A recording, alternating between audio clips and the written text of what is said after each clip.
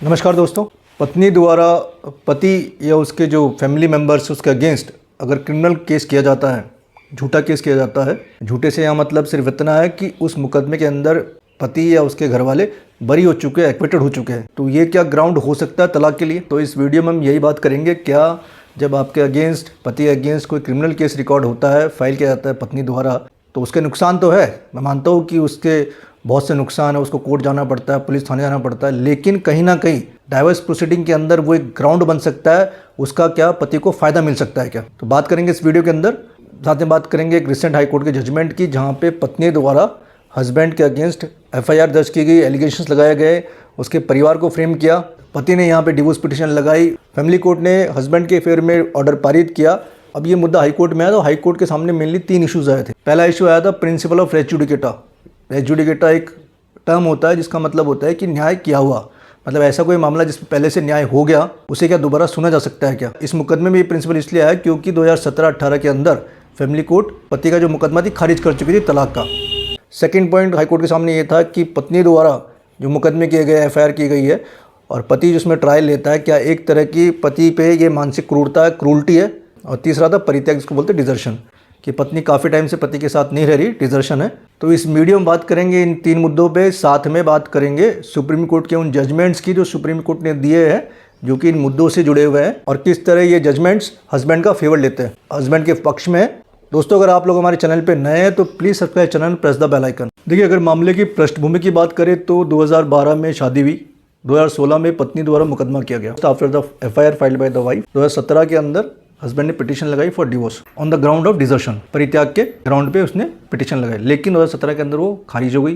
फिर 2018 में लगाई, तब भी वो खारिज हो गई। लेकिन फाइनली फैमिली कोर्ट ने 2022 के अंदर उनकी जो पिटीशन थी, डाइवोर्स पिटीशन को अलाउ किया। अब हाई कोर्ट के सामने जो पिटीशन आई, उसमें पत्नी द्वारा ये कहना था कि family court was barred by the principle of res judicata, मतलब जो ऑलरेडी एक बार डिसाइड हो चुका, डाइवोर्स पिटीशन 2 बार खारिज हो चुकी है, उस मैटर पे आप दोबारा डिसीजन नहीं ले सकते, उसको दोबारा डिसाइड नहीं कर सकते। तो इस पर हाईकोर्ट का कहना है कि as per the principle of res judicata is concerned, the relitigation of the same case can not be allowed if same has been decided conclusively. मतलब अगर ऐसा मुकदमा जो अगर मेरिट बेस पे डिसाइड किया गया हो, तो फिर ऐसे मुकदमे को दोबारा आप डिसाइड नहीं कर सकते।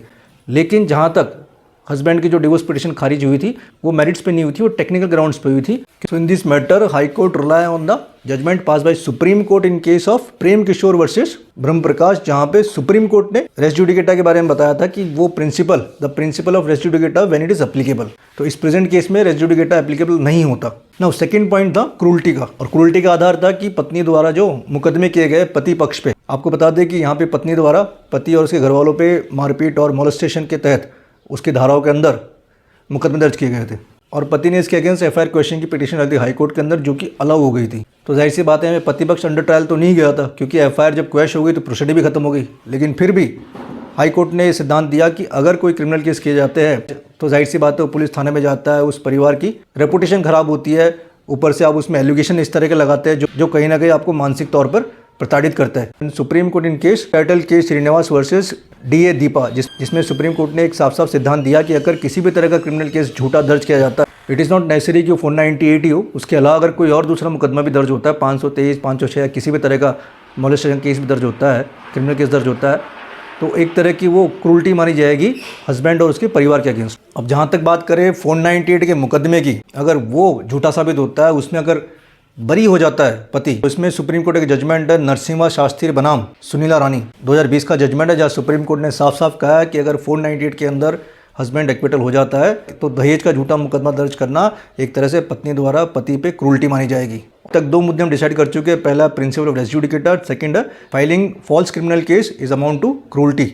ना अब तीसरा पॉइंट है डिजर्शन, परित्याग, बिना किसी कारण पत्नी द्वारा या पति द्वारा किसी एक पक्ष को छोड़ना का। तो जहाँ तक डिजर्शन की बात है, इसके 2 एलिमेंट्स होते हैं, एक होता है फैक्टम सेपरेशन, सेकंड होता है एनिमस डिसरेंडी। फैक्टम सेपरेशन बेसिकली मेंटल और फिजिकल सेपरेशन होता है कि दोनों कपल फिजिकली और मेंटली एक दूसरे से अलग हो चुके हैं, और एनिमस डिसरेंडी का मतलब ये होता है कि to desert, intention to desert, वो एक दूसरे को छोड़ना भी चाह रहे हैं, या हम कहे अलग शब्दों में कि उन्होंने एक होने की कोशिश नहीं की।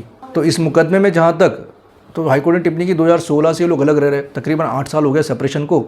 इन दोनों ने कोई भी ऐसी कोशिश नहीं की जहाँ पे ये दोनों साथ में रह सके। दूसरा, दोनों ने एक दूसरे के खिलाफ क्रिमिनल केस किए हुए हैं। चौथा ये कि हस्बैंड यहाँ पे साबित करने में कामयाब रहा कि पत्नी बिना किसी कारण के उसके साथ नहीं रह रही, मतलब पत्नी द्वारा ये विलफुल डिजर्शन है। तो यहाँ पे कोर्ट ने डिजर्शन ग्राउंड माना। सौंदर्य शिशु supreme court has said in matter of in case of अमीर घोष बनाम जया घोष। सुप्रीम कोर्ट ने साफ साफ कहा है कि अगर प्रोलॉन्ग सेपरेशन है and irritable breakdown of marriage is basically led to the divorce, ऐसी परिस्थिति में माना जा सकता है कि ये दोनों व्यक्ति साथ में नहीं रह सकते और इट्स बेटर कि इन दोनों का डिवोर्स हो। उम्मीद करता हूँ दोस्तों जानकारी पसंद आई होगी। वीडियो को लाइक करना ना भूले, जितना हो सके शेयर कीजिए। अगर आप लोग हमारे चैनल पर नए तो प्लीज़ सब्सक्राइब चैनल, क्योंकि हमें भी आपके सपोर्ट की ज़रूरत है। आप हमें कमेंट करके भी बता सकते हैं कि आपको कौन से टॉपिक पे वीडियो चाहिए, कंटेंट चाहिए, या आपकी कोई स्टोरी है तो वो भी आप हमें व्हाट्सएप पे शेयर कर सकते हैं, ताकि आपके साथ जो हुआ है वो इस प्लेटफॉर्म पे हम शेयर करेंगे।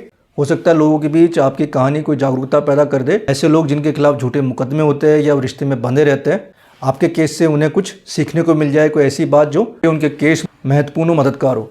तो दोस्तों फिर मिलेंगे नए वीडियो में नए टॉपिक के साथ, तब तक के लिए नमस्कार।